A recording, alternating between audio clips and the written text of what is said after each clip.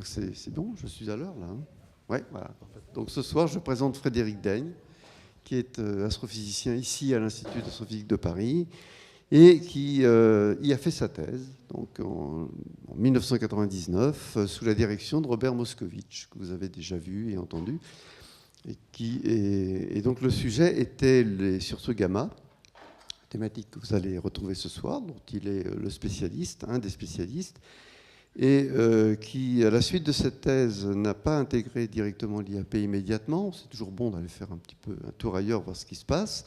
Et effectivement, il a obtenu un postdoc au Max Planck Institute für Cosmologie, für Astrophysique, c'est ça, à Munich. C'est intéressant, c'est un endroit où vous avez un Max Planck d'un côté, qui est un institut de recherche, et de l'autre côté, on traverse la rue et on trouve l'ESO, qui est l'Observatoire européen de l'hémisphère sud. Donc, dans le quartier général, le quartier scientifique se trouve donc à une encablure. Donc on imagine que c'est un vivier absolument enrichissant pour la recherche. Donc je pense que là, Frédéric Daigne ne s'est pas du tout ennuyé et a enrichi son expérience. Et puis, suite à ce postdoc, on le retrouve au CEA à Saclay, où il continue à travailler sur des thématiques voisines, donc reliées au thème des hautes énergies. Il obtient donc un poste de professeur à l'UPMC, où il enseigne maintenant. En particulier, il s'occupe, pour le cas où il y aurait des jeunes futurs chercheurs, futurs astronomes, il s'occupe du Master 2 d'astronomie. Et voilà, à part ce travail de recherche qu'il mène activement, eh bien, il ne dédaigne pas du tout de donner des conférences et écrire des articles de vulgarisation. On le retrouve assez souvent, même presque à chaque fois, lors des opérations de porte ouverte de l'IAP en particulier. Et toute cette activité se fait avec une casquette supplémentaire, qui est celle de directeur adjoint de l'Institut d'astrophysique de Paris, en collaboration avec Karim Benabed. Voilà, donc c'est avec grand plaisir que je te laisse la parole pour nous parler des sursauts gamma. Merci. Bien, merci beaucoup, Daniel.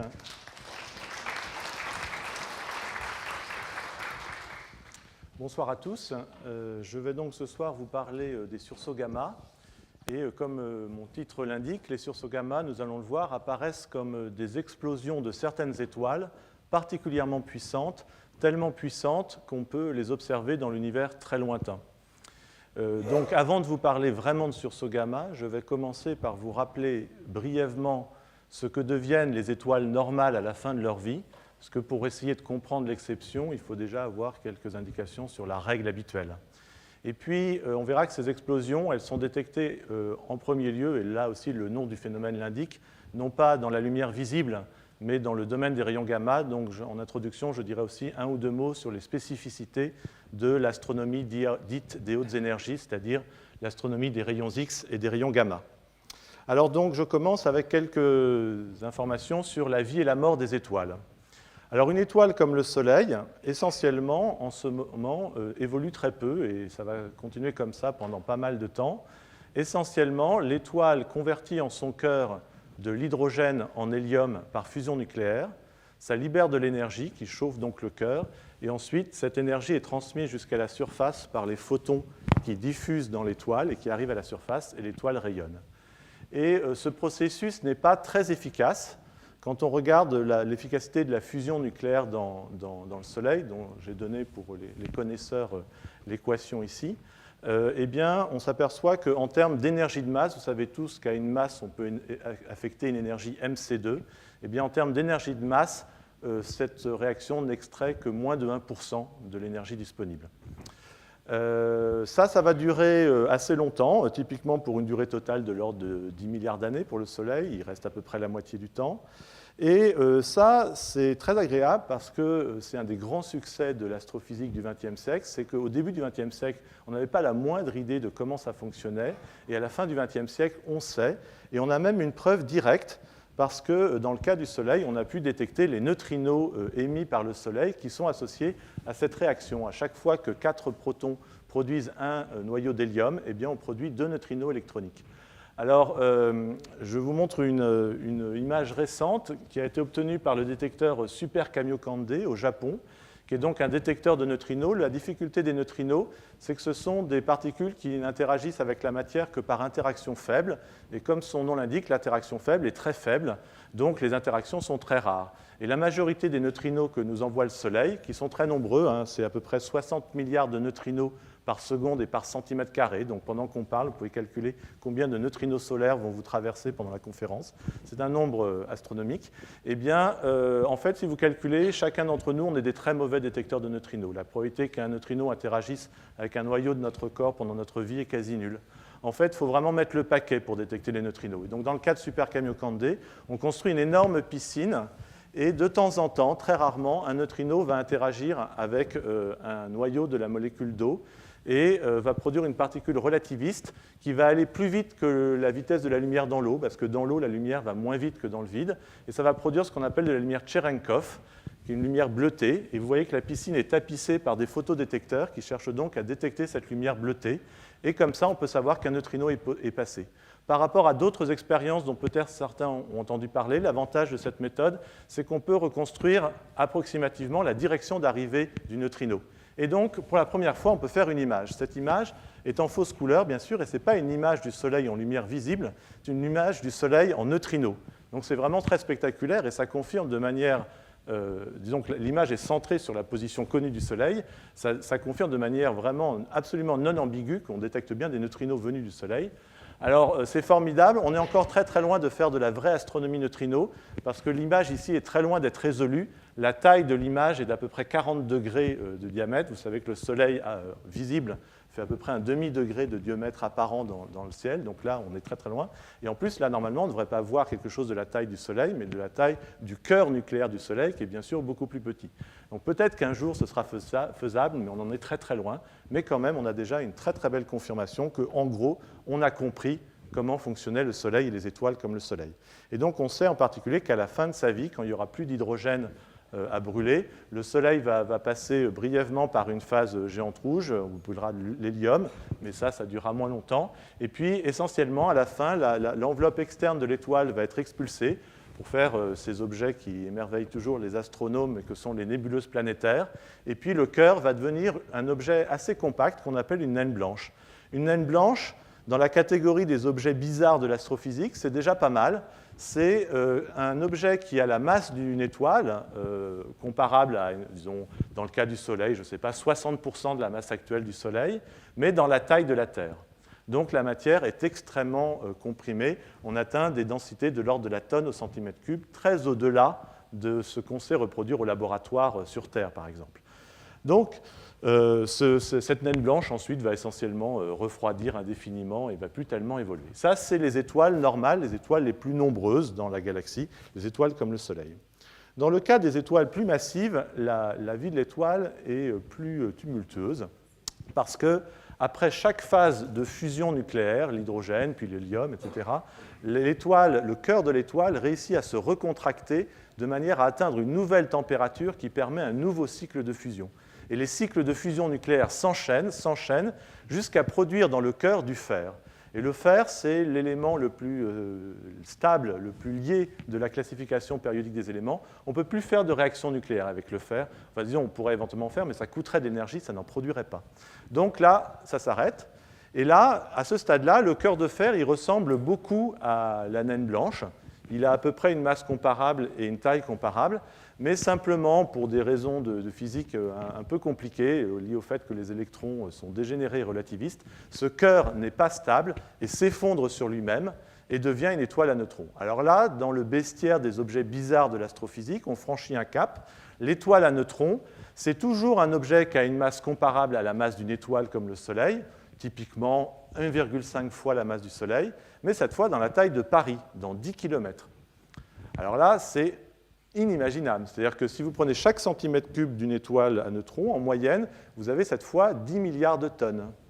C'est quelque chose qui n'existe pas sur Terre, mais quand on dit que ça n'existe pas, si vous voulez, si vous prenez par exemple du platine, qui est déjà...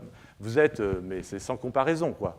Et donc là, ça illustre bien au passage un des aspects, parmi tous les aspects qui font qu'on fait de l'astrophysique et qu'on s'y intéresse, eh bien, une des raisons, c'est que l'astrophysique nous offre des systèmes pour faire de la physique dans des conditions qu'on ne pourra jamais reproduire au laboratoire. Et donc, c'est le seul moyen de tester les lois de la physique dans ces régimes-là.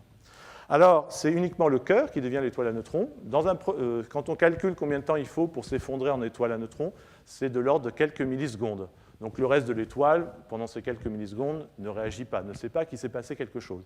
Puis quand même, au bout d'un moment, le reste de l'étoile s'aperçoit que le sol a disparu, et donc le reste de l'étoile commence à s'effondrer. Et puis rencontre un mur.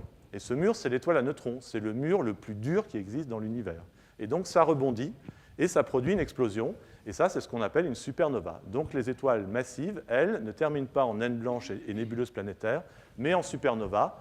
Un très bel exemple, c'est cette nébuleuse ici, qui n'est donc pas une nébuleuse planétaire, mais un reste de supernova, qui est bien sûr la nébuleuse du Crabe, l'objet numéro 1 dans le catalogue de Messier, et qui est une très belle confirmation de ce que je viens de vous dire, parce que quand on a découvert cette nébuleuse, eh bien, après coup, on est allé chercher dans les archives et on s'est aperçu que la supernova qui avait donné naissance à cette nébuleuse avait été observée en 1054 par en particulier des astronomes chinois. Et quand on lit les observations qu'ils ont faites, ils donnent une position très précise. On pointe, par exemple, ici le VLT dans cette direction et on trouve ça. C'est de l'astronomie à 10 siècles d'intervalle. Là aussi, quand on a confiance dans le genre humain quand on voit ce genre de choses. On se dit qu'il y a des choses possibles. Et en fait, ce qu'on voit ici, c'est donc le reste de l'étoile qui a explosé, qui a rebondi sur l'étoile à neutrons et qui a ensuite explosé et qui balaye à grande vitesse le milieu interstellaire. Comme dans une explosion, si vous faites une explosion dans l'atmosphère, vous avez aussi une onde de choc. Et bien ici, c'est ça qui se produit. Or, on connaît très bien la physique de l'onde de choc, en particulier parce qu'elle a été très étudiée dans les années 40 pour la physique des ondes de choc de bombes atomiques. C'est exactement la même physique. Et donc, à partir de la vitesse et de la taille actuelle du reste, on peut dater quand a eu lieu l'explosion. Et on trouve en gros bilan, c'est-à-dire exactement ce qui correspond au fait que la supernova a été observée en 1054. Donc là aussi, on peut dire que même s'il y a plein de détails à régler, on a également compris la vie et la mort des étoiles massives, comme celle qui a donné naissance à la supernova de 1054. Alors ces explosions sont très puissantes. Quand on calcule quelle est l'énergie dégagée par l'effondrement puis l'explosion de l'étoile, toujours en termes de MC2, on a des efficacités bien supérieures à la fusion nucléaire. On a maintenant des efficacités qui sont au minimum de 10%, mais qui peuvent atteindre 40%. Donc là, on a affaire à une classe de phénomènes parmi les plus énergétiques dans l'univers. On verra que les sursauts gamma, c'est encore un stade au-dessus.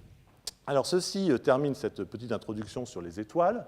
Et maintenant, un mot rapide sur les spécificités de l'astronomie X et gamma. Donc, vous savez sans doute, ça a été encore évoqué, que le physicien aime, suivant les circonstances, décrire la lumière soit comme des particules, soit comme une onde, et qu'on peut relier l'énergie transportée par chaque particule, qu'on appelle un photon, avec la longueur d'onde ou la fréquence de l'onde, et intervient dans cette relation, d'une part, la constante de Planck, et d'autre part, la vitesse de la lumière. Donc, en astronomie gamma ou X, on utilise plutôt la notion de photon et la notion d'énergie transportée par chaque photon, parce que, bon, grossièrement, à très haute énergie, ça a tendance à plus se comporter comme une particule que comme une onde. Et donc, pour prendre les ordres de grandeur, très grossièrement, la lumière auquel notre œil est sensible, eh bien, l'énergie transportée par chaque photon, c'est ce qui fait la couleur. Un photon de lumière rouge transporte un petit peu moins d'énergie qu'un photon de lumière bleue. Et ces énergies, elles sont de l'ordre, dans une unité adaptée, de l'électron-volt, grossièrement.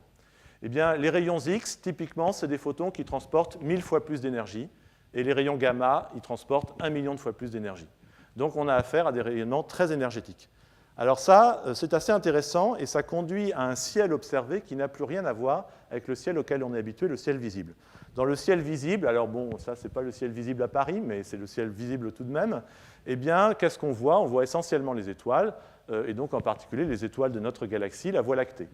Alors dans le ciel visible, même avec l'œil nu ou des instruments assez basiques, on voit déjà des objets assez lointains. On voit par exemple le centre de la galaxie, qui est déjà à quasiment de l'ordre de 8 kg par sec, 27 000 années-lumière. Donc la lumière qu'on observe là au centre de cette galaxie a mis 27 000 ans pour nous parvenir. Et puis on voit des objets même extragalactiques, comme par exemple la galaxie d'Andromède, qui est déjà à 2,5 millions d'années-lumière.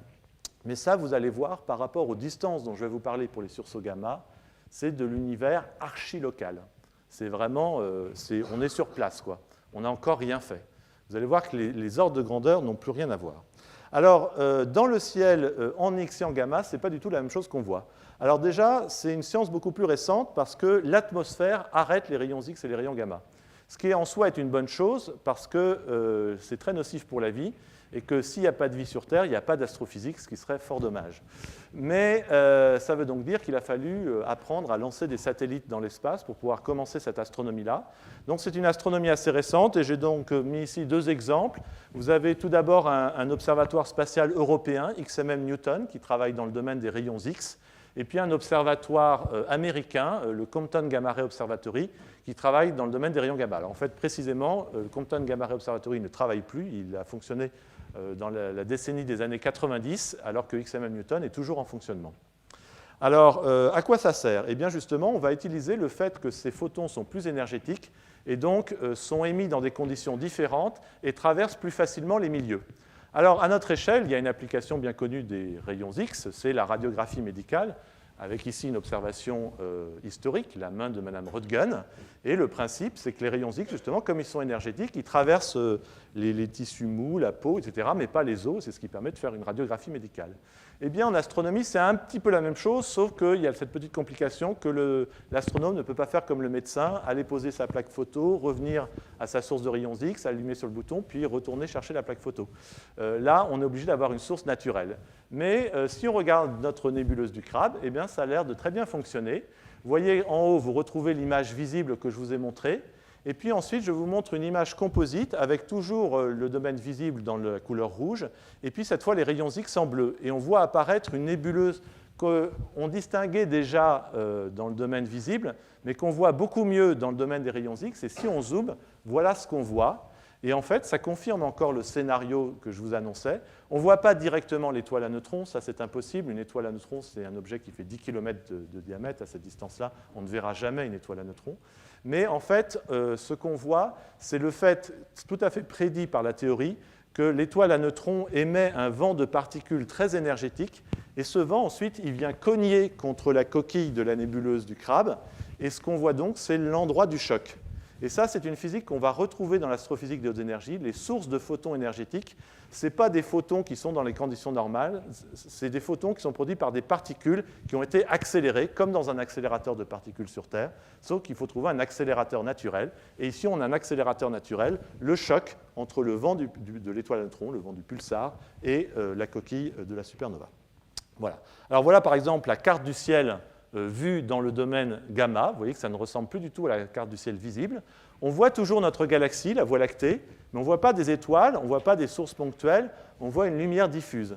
Cette lumière diffuse, c'est un petit peu compliqué, elle est due essentiellement au fait que dans la galaxie, il y a des particules très relativistes qu'on appelle le rayonnement cosmique, et que de temps en temps, une de ces particules vient cogner contre une particule au repos du milieu interstellaire, et la casse, et ça induit des réactions qui produisent des photons gamma. Et puis on voit quand même quelques sources ponctuelles. Vous voyez quelques sources ponctuelles dans le disque galactique. Et parmi ces sources ponctuelles, eh bien, on retrouve tout au bout ici la nébuleuse du crabe, qui, comme c'est un bon accélérateur de particules, eh bien, elle émet des photons gamma.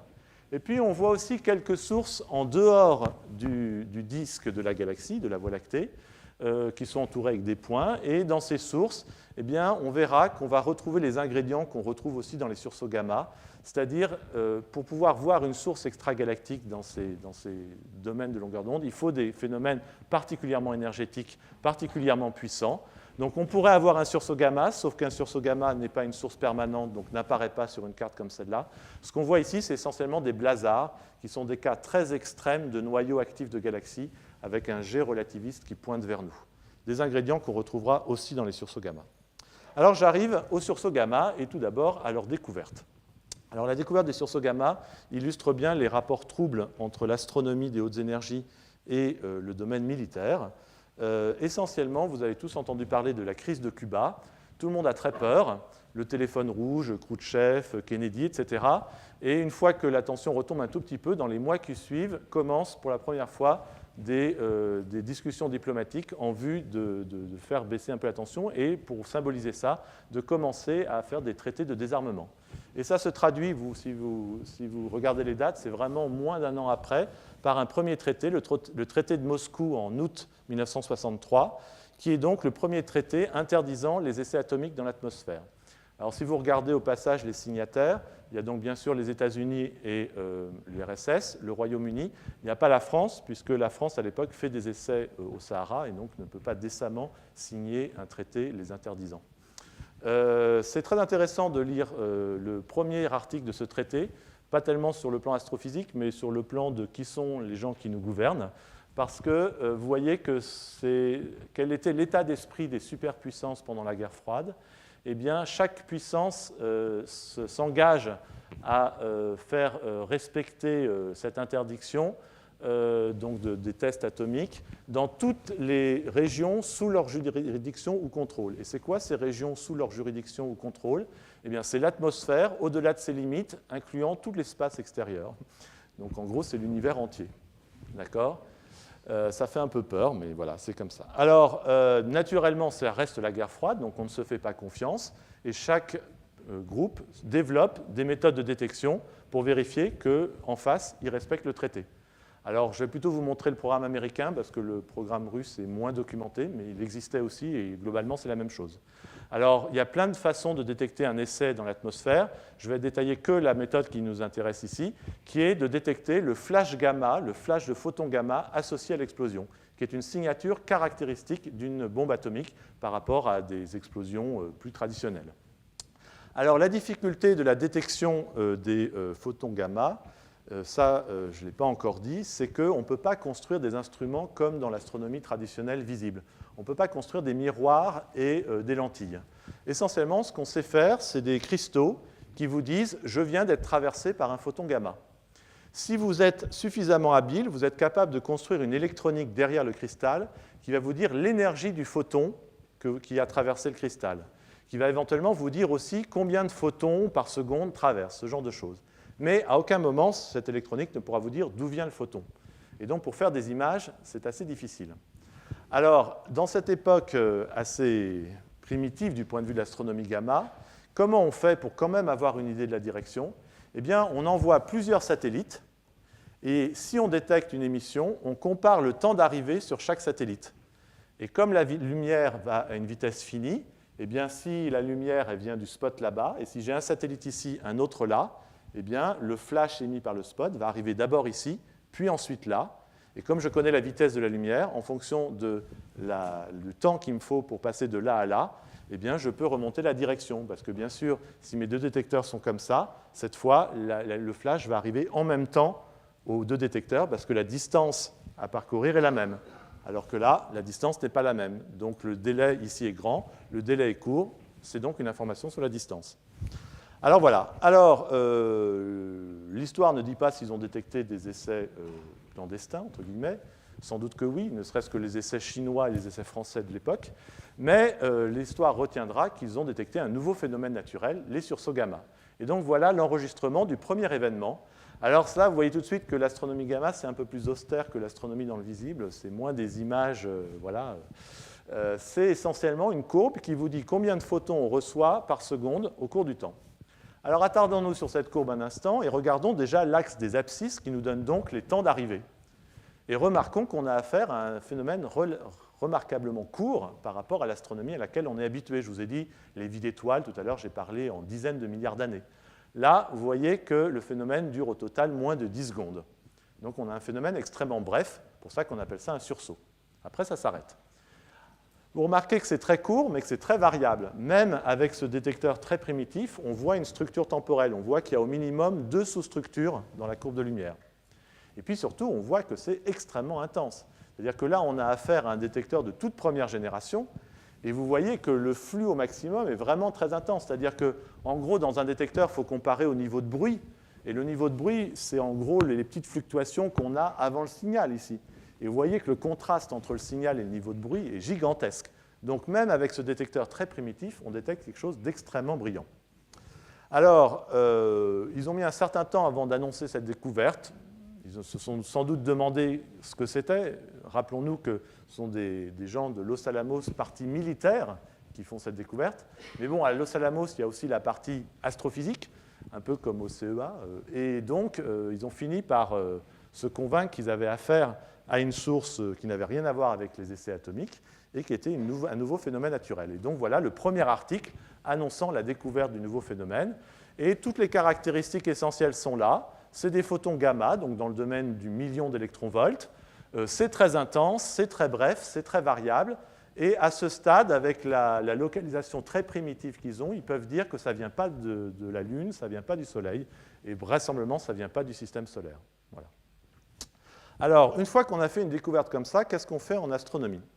Eh bien, on ne va pas tout de suite se lancer à faire un modèle physique, etc. On va déjà essayer d'observer un peu mieux le phénomène pour le caractériser. Donc, rapidement, quelques mots sur les observations des sursauts gamma. Alors, voilà un autre sursaut gamma. Alors, cette fois, je combine deux choses que je vous ai déjà montrées.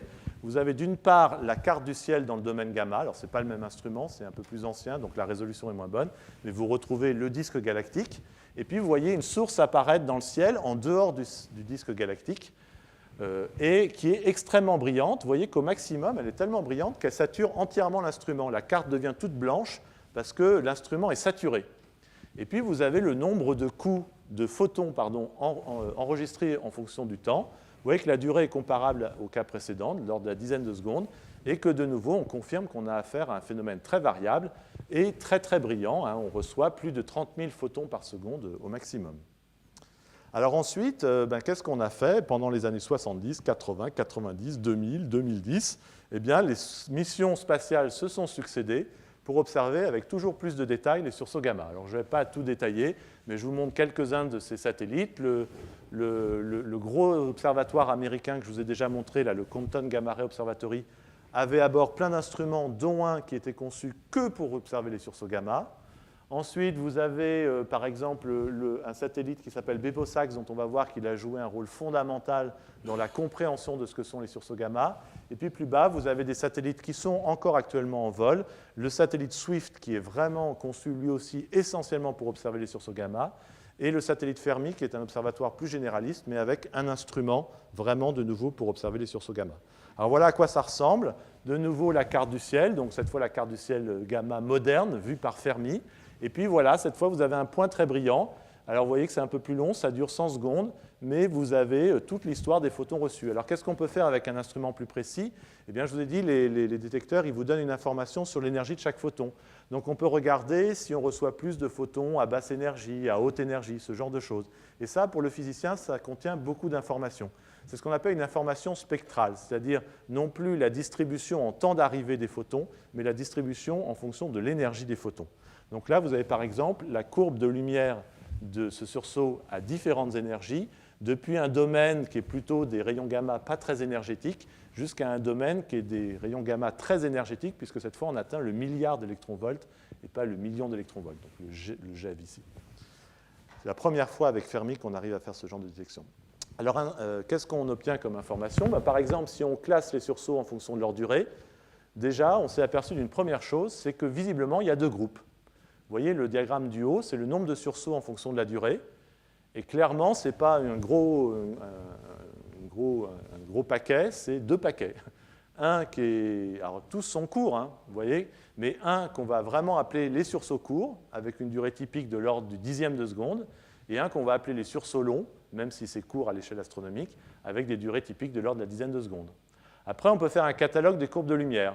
Là, on est très embarrassé si on a en tête la modélisation physique à venir, parce qu'il n'y a jamais deux sursauts qui se ressemblent. C'est toujours très variable, mais néanmoins, il y a une certaine diversité. Vous avez 4 exemples ici, vous voyez, qui ne se ressemblent pas vraiment. Donc les durées varient beaucoup, chaque courbe de lumière est différente et varie beaucoup. Si on regarde maintenant le spectre, c'est-à-dire, comme je vous l'ai dit, les photons reçus en fonction de leur énergie, eh bien là, il y a moins de diversité. En gros, ça se ressemble à chaque fois. Et ça ressemble à quelque chose comme ça. C'est-à-dire, vous avez le nombre, si vous regardez que la courbe du haut, vous avez le nombre de photons en fonction de l'énergie, en mégaélectronvolts. Et vous voyez que globalement, on a plus de photons de basse énergie que de photons de haute énergie, mais que ce n'est pas régulier. On voit une cassure, d'accord? Alors, ça, on peut comparer avec ce qu'on connaît. Ce que les astronomes aiment bien comme spectre, c'est un spectre dit de corps noir. Vous avez ici le plus beau spectre de corps noir qui existe dans la nature, qui est le corps noir cosmologique. Le spectre de corps noir, vous voyez que c'est une forme très différente de ce que je vous ai montré.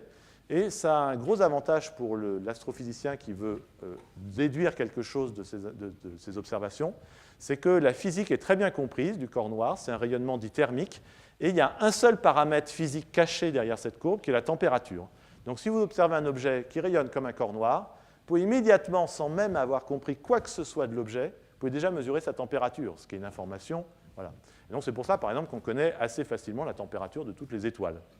Là, on n'a pas du tout un corps noir, on a un spectre qui va donc être dit non thermique, puisqu'il n'est pas un corps noir, et qui typiquement, comme je vous l'avais annoncé, est donc un spectre qui n'est pas émis par des particules à l'équilibre, mais des particules qui ont été accélérées. Donc on sait déjà qu'on est en train d'observer en direct un accélérateur cosmique, donc l'équivalent du LHC, mais dans l'espace. Bien.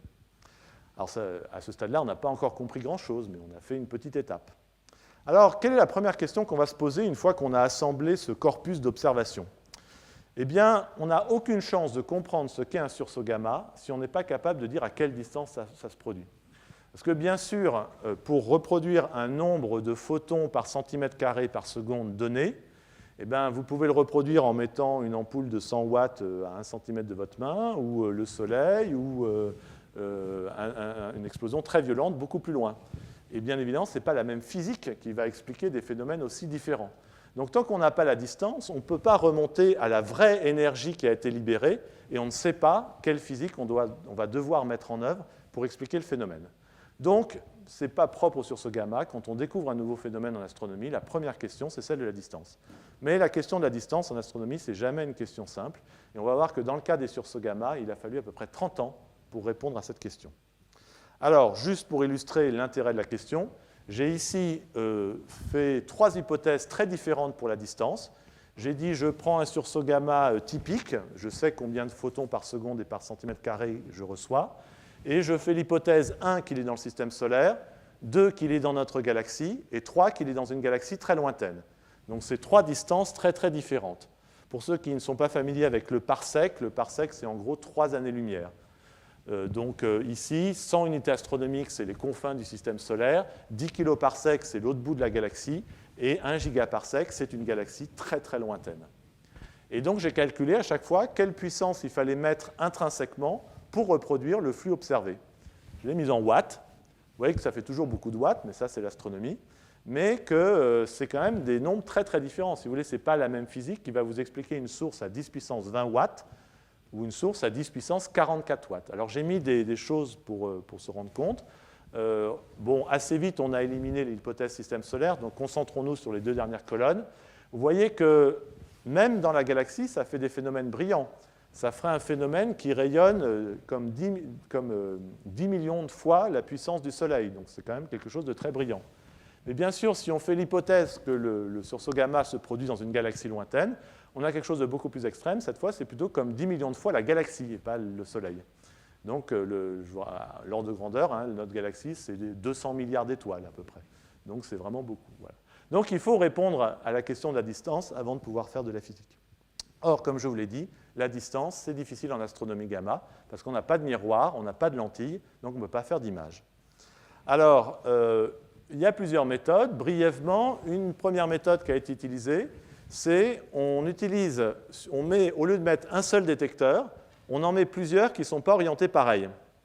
Et donc, suivant où est la source, vous voyez que par exemple, si la source elle est exactement à la verticale de ma main, là, au plafond, eh bien, ce détecteur-là va recevoir plein de photons, et celui-là ne va pas en recevoir du tout parce qu'il va arriver de manière rasante.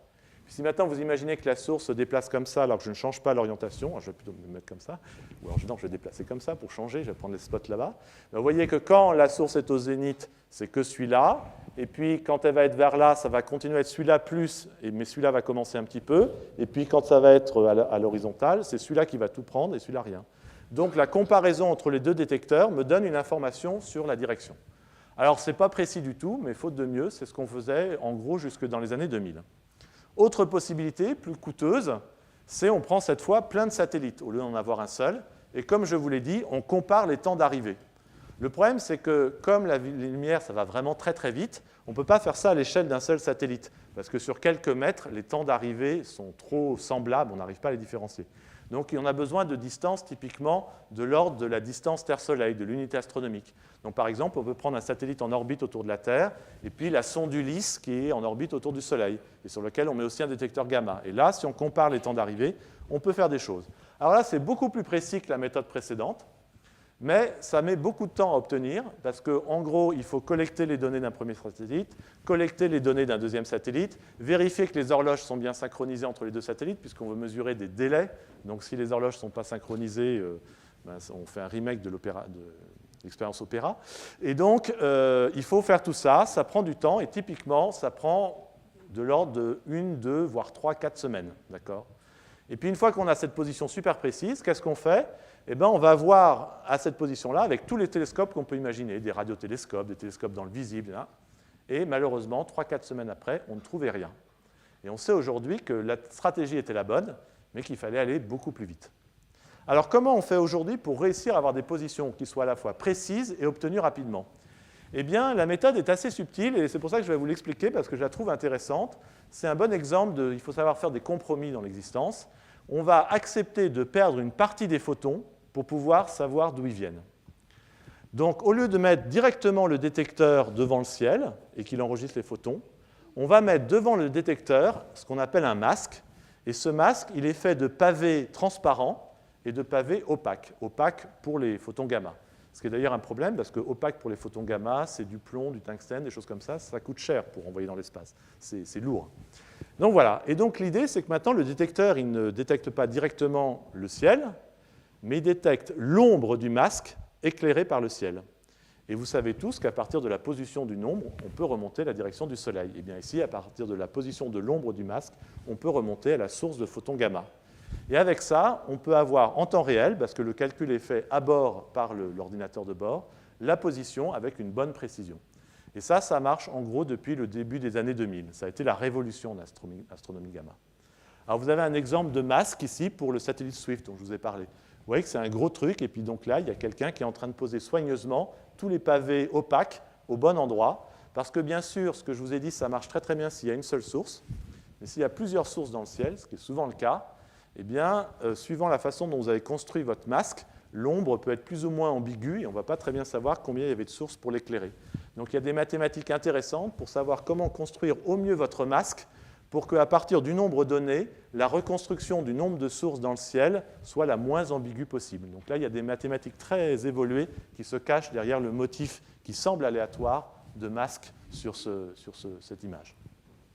Alors voilà, alors en gros, pour résumer, voilà ce que ça donne avec la première technique dont je vous ai parlé, là, les détecteurs comme ça, on a l'ordre du degré en précision, donc c'est très, très moche. Hein, je vous rappelle, le Soleil fait un demi-degré dans le ciel. En comparant les temps d'arrivée, c'est beaucoup mieux, c'est la minute d'arc, mais il faut longtemps. Et puis, avec la méthode du masque codé que je vous ai indiqué, on a aussi la minute d'arc, mais en temps réel. Alors, en attendant d'avoir ça, comment on peut faire ? Eh bien, on a une information indirecte en regardant la carte du ciel des sursauts gamma. C'est-à-dire, on ne va pas regarder juste un sursaut gamma, parce qu'on ne sait pas le localiser précisément, mais on sait tous les localiser à peu près, et donc on peut faire une carte du ciel. Alors voilà à quoi ça peut ressembler, sauf qu'ici, ce n'est pas les sursauts gamma encore, je vous montrerai à la fin, c'est les étoiles proches. Donc si on regarde la carte du ciel des étoiles proches, on constate qu'il y en a dans toutes les directions. Si vous ne l'avez jamais constaté, je vous invite un soir à sortir la nuit et à regarder le ciel. Voilà, alors ça, en fait, on sait que, maintenant on sait l'expliquer, la galaxie a la forme d'un disque, et les étoiles proches, on est dans le disque, et les étoiles proches, c'est celles qui sont à une distance inférieure à l'épaisseur du disque, donc on en voit dans toutes les directions parce qu'on est vraiment dans le disque. Puis après, au-delà de ça, on ne les voit que dans la direction du disque, c'est pour ça qu'on voit la Voie lactée se dessiner dans le ciel. Alors justement, si on regarde la carte du ciel d'une autre catégorie d'objets qui sont les nébuleuses planétaires, dont je vous ai dit que c'était les restes d'étoiles comme le Soleil, et donc dans notre galaxie, on s'attend à ce que les nébuleuses planétaires soient justement dans le disque de la galaxie, là où sont les étoiles, et bien voilà ce qu'on obtient, et effectivement, on obtient une distribution très différente de la précédente, où on voit se dessiner la Voie lactée. Donc ici, on est dans des coordonnées où l'équateur correspond à la Voie lactée, et le centre correspond à la direction du centre de la Voie lactée. Donc ça marche très bien. Après, on peut faire la carte du ciel d'autres objets qu'on appelle les amas globulaires, qui sont des petits groupes d'étoiles âgées, et qui sont, eux, dans un halo à peu près sphérique autour de la galaxie. Alors on pourrait dire, comme c'est dans un halo à peu près sphérique, on devrait en voir autant dans toutes les directions. Mais alors là, cette fois, l'observation que je vous invite à faire, c'est d'aller vous promener en forêt. Et si vous promenez en forêt, si vous êtes au centre de la forêt, vous voyez effectivement des arbres dans toutes les directions. Mais plus vous vous rapprochez de la lisière, plus vous allez voir une accumulation d'arbres dans une direction et un manque d'arbres dans l'autre direction. Et donc, l'isotropie de votre observation en termes de comptage d'arbres vous indique à quel point vous êtes profondément perdu dans la forêt ou très près d'en sortir. Eh bien, c'est exactement ce qu'on voit ici. Si le Soleil et le système solaire étaient au centre de la galaxie, on verrait à peu près autant d'amas globulaires dans toutes les directions, mais le Soleil est plutôt en banlieue, à 8 kPa du centre, et donc on voit une accumulation d'amas globulaires dans la direction du centre, puisque c'est là qu'on intersecte la plus grande épaisseur de la galaxie. C'est comme ça que Shapley, pour la première fois, a pu estimer la distance du Soleil dans la galaxie bien avant qu'on puisse faire des mesures beaucoup plus précises. Alors après, on peut sortir de la galaxie et regarder la carte du ciel des galaxies proches. Et là, on ne retrouve pas bien sûr la Voie lactée, on en voit dans plein de directions, mais on n'en voit pas dans toutes les directions. Alors ce n'est pas le même effet que pour les amas globulaires. Là, ce qu'on voit se dessiner, c'est ce qu'on appelle les grandes structures, le fait que dans l'univers, les galaxies se répartissent le long de filaments, et puis ensuite dans des amas, des superamas, etc. Donc notre galaxie appartient à un groupe qu'on appelle le groupe local, qui lui-même appartient à l'amas de la Vierge, etc. C'est ça qu'on voit. Et donc vous voyez que toutes ces cartes, elles sont toutes très différentes, et elles correspondent à des objets à des distances différentes. Donc il y a bien l'idée qu'en faisant une carte du ciel, on va apprendre quelque chose sur la distance. Alors regardons, pour finir, la carte d'objets très lointains qui sont les radiogalaxies, qui sont des galaxies très puissantes qu'on peut voir très très loin. Alors là, il y a juste une petite difficulté, c'est qu'on a l'impression qu'on n'en voit pas du tout sur le long d'une bande, le long de l'équateur, mais là c'est parce que l'observation n'est pas possible à travers le disque de la galaxie. Donc c'est un artefact, on n'a aucune raison de penser qu'il n'y en a pas autant dans cette direction-là. Et donc là, on retrouve à peu près la même carte que pour les étoiles proches. Pour la première fois, dans tout ce que je vous ai montré, on a de nouveau une distribution qui semble isotrope, c'est-à-dire qu'il n'y a pas de direction privilégiée. Et donc maintenant, regardons le cas qui nous intéresse, les sursauts gamma. Et les sursauts gamma, c'est aussi isotrope. Donc de deux choses une, soit c'est très proche, mais le très proche, c'est facile à éliminer, parce que si c'est très proche, eh bien, normalement, on voit bouger. Les étoiles proches, on les voit toutes bouger. Donc, l'hypothèse la plus raisonnable à ce stade, c'est plutôt de penser que c'est très loin, comme les radiogalaxies. Alors, est-ce qu'on peut confirmer ça? Eh bien, avant, il faut quand même que j'évoque le fait que ça a beaucoup fait discuter les astrophysiciens dans les années 90. Et on peut faire un écho avec un autre débat dans les années 20. Dans les années 20, les gens s'interrogeaient beaucoup sur la nébuleuse d'Andromède et les nébuleuses spirales du même style. Et la grande question qui se posait, c'est est-ce que l'univers, c'est une seule grande galaxie, la nôtre, et ces nébuleuses, c'est des petits nuages de gaz dans la galaxie? Et dans ce cas-là, on n'emploie jamais le mot galaxie au pluriel. Ou est-ce qu'en fait, ces nébuleuses, c'est d'autres galaxies qui ressemblent à la nôtre, mais qui sont beaucoup plus loin, et c'est pour ça qu'on n'arrive pas à distinguer les étoiles. Et donc, il y a eu un débat fameux entre Shapley et Curtis pour débattre de ces deux hypothèses. Et c'est l'hypothèse la plus extrême qui était la bonne. La nébuleuse Andromède est une autre galaxie. Et c'est Hubble qui a tranché en utilisant la méthode de Mme Leavitt, utilisant les céphéides, pour mesurer pour la première fois la distance d'Andromède. Alors, dans les années 90, même débat pour les sursauts gamma. Est-ce que les sursauts gamma sont dans notre galaxie? Et dans ce cas-là, pour réussir à faire une distribution qui apparaît comme à peu près isotrope, il faut dire qu'ils sont dans une espèce de gros halo sphérique autour de la galaxie, suffisamment gros pour que le Soleil soit presque au centre, malgré le petit décalage. Et puis, autre hypothèse, les sursauts gamma ont lieu dans des galaxies très très lointaines.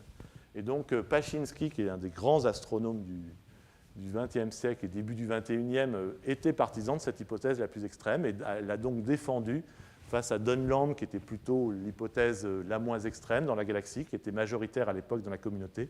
Et puis Sir Martin Rees, qui est aussi un des grands astrophysiciens, lui encore en vie, était l'arbitre de ce débat. Et donc, c'est bien sûr, une fois de plus, Paczynski et donc l'hypothèse la plus extrême qui était la bonne. Alors maintenant, accélérons, on a tous les éléments. Eh bien, ce qui a réussi à trancher, c'est quand, pour la première fois, on a envoyé un satellite qui avait à son bord à la fois un télescope gamma, qui donc détectait le sursaut gamma, et un télescope X qui regardait la même région du ciel en même temps et qui était capable de localiser avec une meilleure précision. Alors là aussi avec un délai, mais ce qu'a découvert ce satellite, qui est donc Bepo-Sax, c'est que le sursaut gamma était effectivement suivi d'une lumière apparaissant cette fois en rayons X, mais qui décroît très très vite avec le temps. Vous avez, ici c'est dans le visible, mais dans le rayon X, ça serait la même décroissance. Vous avez le logarithme du flux en fonction du logarithme du temps, et vous voyez que ça décroît très très vite. Mais donc, comme les deux instruments étaient à bord du même satellite, l'observation était quand même possible. Ensuite, le satellite était capable de donner ses données au sol une fois par orbite. Donc, en un temps de l'ordre de quelques heures, on obtenait les données au sol. Il fallait faire le traitement au sol pour retrouver la position. Et c'était ensuite diffusé dans les observatoires. Et tous les télescopes qui s'intéressaient aux sursauts gamma, il y en avait beaucoup à l'époque, pouvaient aller chercher dans cette direction, voir s'ils trouvaient quelque chose. Et c'était la première fois qu'on avait donc des positions précises en quelques heures, au lieu de les avoir en quelques semaines. Et donc ça a marché pour la première fois en 1997, avec la découverte cette fois d'une lumière qui suit le sursaut gamma dans le domaine visible. Alors cette fois, vous reconnaissez une image dans le domaine visible avec... voilà, c'est vraiment c'est pas une plaque photo, c'est sur un CCD, mais c'est voilà. Et vous voyez qu'il y a au centre de l'image, à la position du sursaut gamma, un objet qui est marqué OT pour Optical Transient, donc un phénomène transitoire dans l'optique, qui a été immédiatement identifié comme n'étant pas présent dans les catalogues, donc a priori une source nouvelle. Et donc ensuite, les télescopes l'ont suivi au cours du temps, et ils se sont aperçus que la lumière était de plus en plus faible et que ça finissait par s'éteindre. Et donc là, vous avez la même région du ciel plusieurs jours après, et vous voyez que ça s'est éteint. Et là, cette fois, c'est la lumière visible en fonction du temps. Vous voyez qu'effectivement, ça s'éteint et assez rapidement.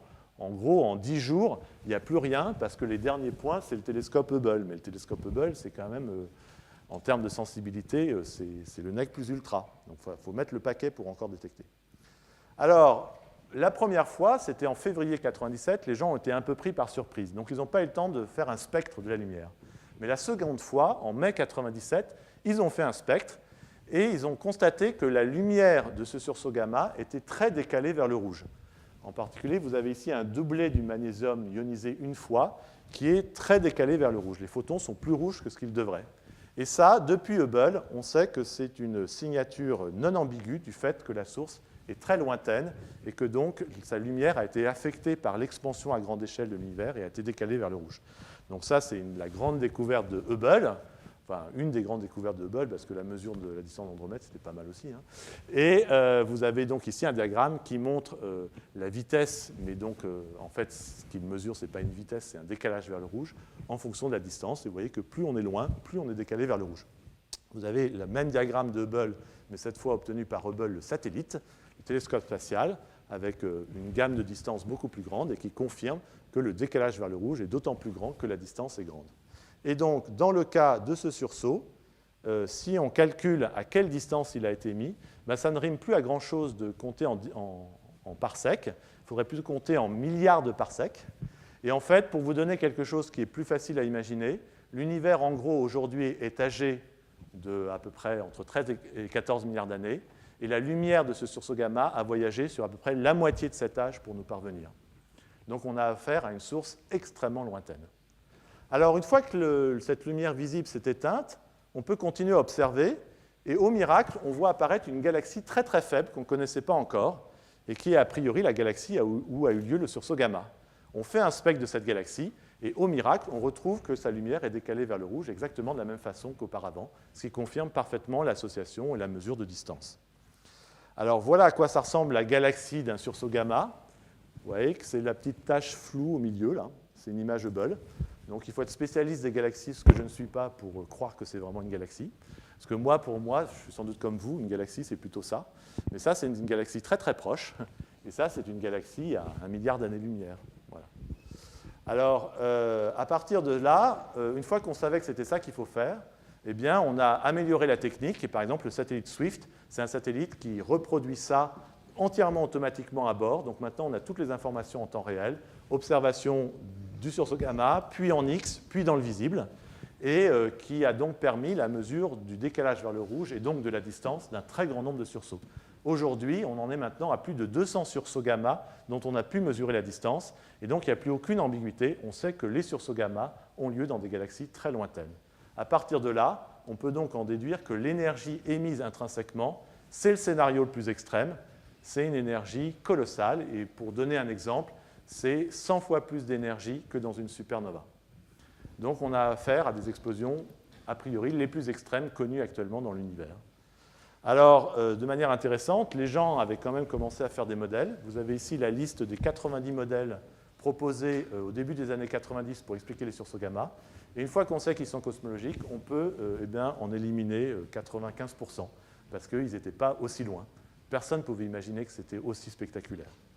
Alors juste pour vous montrer que les sursauts gamma, c'est vraiment des monstres, voilà un exemple d'un sursaut gamma, c'est pour faire rêver ceux qui parmi vous sont peut-être astronomes amateurs, d'un sursaut gamma qui aurait permis à chacun d'entre nous de voir à l'œil nu un objet à distance cosmologique, à plus d'1 milliard d'années-lumière. Parce que ce sursaut gamma, il est à un décalage vers le rouge de 0,9, donc ça correspond à une distance comparable au précédent que je vous ai montré. Et là, par chance, il y avait un télescope visible qui observait exactement dans la bonne direction au bon moment. Donc pour la première fois, on a détecté le signal visible non pas après le sursaut, cette lumière qui décroît au cours du temps, qu'on appelle la rémanence, mais pendant le sursaut. Et donc vous avez ici en noir le sursaut gamma, dans le domaine gamma, et en rouge, sa lumière visible au même moment, mais dans le domaine visible. Alors elle est donnée en magnitude, et vous voyez qu'elle pique à la magnitude 5,3, et pour ceux à qui ça dit quelque chose, notre œil nu est sensible en gros à des sources jusqu'à la magnitude 6. Donc 5,3, c'est visible à l'œil nu. Et donc, on aurait pu voir à l'œil nu un objet situé à plus d'1 milliard d'années-lumière. La seule difficulté, c'est qu'il fallait savoir exactement où regarder et quand, parce que, bien sûr, ça dure en gros 40 secondes. Donc, en pratique, personne ne l'a vu, bien sûr. Mais c'est quand même très spectaculaire et ça illustre d'une autre façon à quel point on a affaire ici à des phénomènes très énergétiques. Alors, je ne sais pas combien de temps il me reste. Je vais peut-être dire maintenant quelques mots sur les modèles. 10 minutes. 10 minutes. Alors, très bien. Je vais dire un mot sur les modèles. Une fois qu'on en est là, qu'est-ce qu'on peut faire pour essayer d'expliquer la physique de ces phénomènes? Eh bien, on recense les observations qui nous paraissent les plus pertinentes. Et dans le cas des sursauts gamma, on peut résumer en disant qu'on sait maintenant, grâce à la distance, que c'est une énergie phénoménale qui est dégagée et en un temps très court. Donc, il faut faire appel à des phénomènes cataclysmiques parmi les plus énergétiques dans l'univers. Alors ça, c'est une première chose. Et puis la deuxième chose, c'est quand je dis très court, c'est vraiment très court. C'est des durées, vous avez vu, qui se comptent en secondes ou en millisecondes. Et ça nous donne une idée de la taille de la source. Parce qu'en gros, en physique, il y a un argument dit de causalité qui vous dit qu'une source qui varie sur une échelle de temps delta t ne peut pas être plus grosse que la vitesse de la lumière fois delta t. Et donc, ça vous dit que la source du sursaut gamma, elle est assez petite. Et donc ça, à l'arrivée, il n'y a pas 50 possibilités. On a affaire ici à un phénomène cataclysmique qui produit une source très petite, très compacte. Donc en gros, peut-être une étoile à neutrons et beaucoup plus probablement un trou noir, qui est l'objet le plus compact qui existe dans l'univers. Alors, on a donc affaire à un phénomène cataclysmique qui produit un trou noir. Et ensuite, si on calcule, on fait l'hypothèse que par un mécanisme qui reste encore inconnu à ce stade, les photons gamma sont produits immédiatement au voisinage de cette source nouvellement formée. Au passage, quand même, c'est rigolo. Ça veut dire qu'à chaque fois que vous voyez un sursaut gamma, vous venez de voir un trou noir naître dans l'univers. D'accord ? C'est le cri de naissance des trous noirs dans l'univers. Alors, est-ce que les photons gamma peuvent être émis directement au voisinage du trou noir? Eh bien, si on calcule ça, on regarde, on se dit, on sait combien on a d'énergie sous forme de photons gamma, on sait quelle est la taille de la région avec l'argument de causalité, on peut donc en déduire combien il y a de photons gamma par centimètre cube dans cette source, en faisant cette hypothèse. Or, les photons gamma, ils ont une propriété, comme ils sont très énergétiques, ils peuvent faire quelque chose que les autres photons ne peuvent pas faire. Vous pouvez avoir deux photons gamma qui se combinent, et qui vont dire s'annihiler, pour produire une paire positron-électron. Il y a un seuil, mais ils sont suffisamment énergétiques pour que ce soit possible. Et avec la densité qu'on calcule dans cette hypothèse-là, le seuil est très largement atteint et on devrait avoir tous les photons qui disparaissent parce qu'ils s'annihilent. Et donc, on ne devrait pas avoir de photons gamma. Et donc, il y a une sorte de paradoxe. On appelle ça le problème de la compacité. Mais fort heureusement, ce problème il était déjà connu dans d'autres sources. Et Sir Martin Rees, que je vous ai montré tout à l'heure, l'a résolu depuis les années 70. La solution, c'est de faire l'hypothèse que les photons ne sont pas... Je l'appelle Sir Martin Rees parce que c'est rare les astronomes qui ont été anoblis par la reine. Et donc, la solution, c'est de dire que les photons gamma ne sont pas produits directement au voisinage de la source qui vient de se former, mais qu'en fait, cette source, dans un premier temps, va faire une éjection de matière à des vitesses proches de la vitesse de la lumière, et beaucoup plus tard, cette matière va restituer une partie de cette énergie sous forme de photons. Alors, pourquoi ça résout le problème? Alors là, il faut faire un tout petit peu de relativité. Si vous êtes comme moi non relativiste et que vous vous promenez et que vous émettez de la lumière dans toutes les directions, ça c'est mon cas, eh bien vous me voyez sous n'importe quel angle. Parce que, en gros, j'émets vraiment de la lumière dans toutes les directions. Si je continue à rayonner dans toutes les directions, mais que par quelque chose que je ne vais pas pouvoir vous montrer, je me mets tout à coup à avancer à vitesse proche de la vitesse de la lumière, eh bien, ce que nous dit la relativité, c'est que dans ce cas-là, je vais focaliser mes photons vers l'avant. Et donc, si je vais dans cette direction, tout à coup, vous ne me verrez plus, parce que tous mes photons iront vers là. Alors, ça veut donc dire que si vous observez une source en mouvement relativiste, vous ne voyez pas toute la source, mais uniquement la toute petite région de la source qui pointe vers vous. Et donc, l'argument de causalité, il ne s'applique pas à la totalité de la source, mais uniquement à la taille de cette petite région. La vraie source, ça peut être beaucoup plus grande. Si la vraie source est beaucoup plus grande, ça veut donc dire que la densité de photons va être plus petite. Vous mettez le même nombre de photons dans un volume beaucoup plus grand, la densité est plus petite, vous aurez moins d'annihilation, et donc les photons gamma peuvent survivre. Et donc, on peut calculer à quel point ça doit être relativiste pour pouvoir observer le photon gamma. Et on trouve, pour mesurer à quel point on est relativiste, on utilise une grandeur qu'on appelle le facteur de Lorentz. On trouve des facteurs de Lorentz de l'ordre de 100, ce qui est phénoménal. Ça veut dire que la vitesse en unité de la vitesse de la lumière, c'est 0,99995 c. Donc on est très très très près de la vitesse de la lumière.